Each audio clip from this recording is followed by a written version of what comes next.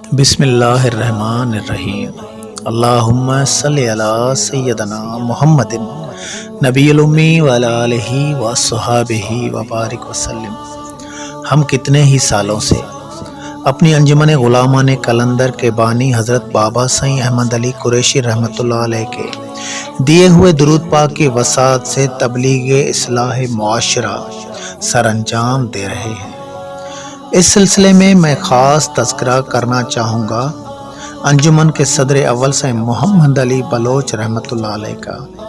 آپ نے دن رات اپنی ذاتی خواہشوں کو بالا طاق رکھ کر سندھ کے تمام علاقوں میں جا کر درود پاک پڑھنے اور پڑھانے کا کام سر انجام دیا۔ مجھے بھی سید محمد علی کی صحبت اور رفاقت نصیب ہوئی۔ اس کے علاوہ بابا سید احمد علی قریشی رحمۃ اللہ علیہ نے 1990 عیسوی میں میری دستار بندی کر کے درود پاک کی کثرت اور تبلیغ اصلاح معاشرہ سر انجام دینے کا حکم فرمایا۔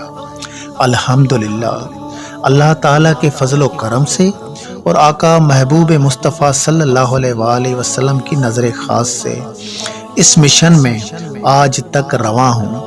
سید محمد علی کے اس جہاں فانی سے پردہ فرمانے کے بعد مسلسل محافل میلاد صلی اللہ علیہ وآلہ وسلم اور درود پاک کی کثرت کے پروگراموں میں ہمارا جانا ہوتا رہتا ہے۔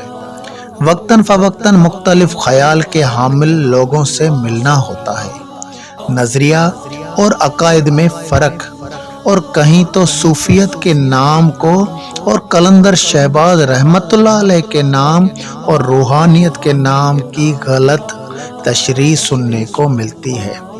تو میں نے سوچا ایک ایسی کتاب سامنے لائی جائے جس میں ہمارے کام کی مکمل تشریح ہو، ہر کسی دوست کو سوال کا جواب بھی مل جائے، اور جہادی روحانی صوفیانہ اس جماعت کو کوئی غلط رنگ نہ دے دے۔